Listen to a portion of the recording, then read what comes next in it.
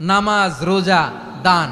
দেখেন, নামাজ, রোজা, দানের চেয়েও বড় কোনো শ্রেষ্ঠ ইবাদতের কথা আমি কি তোমাদের বলবো না?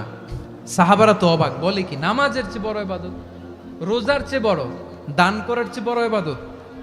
সাহাবীরা বললেন, বালা ইয়া রাসূলুল্লাহ, নবী বলেন। বিশ্বনবী বললেন, নামাজের চেয়েও বড়, রোজার চেয়েও বড়, যাকাতের চেয়েও বড়, সাদাকার চেয়েও বড় একটা ইবাদত আছে, আমি কি তোমাদের বলবো না?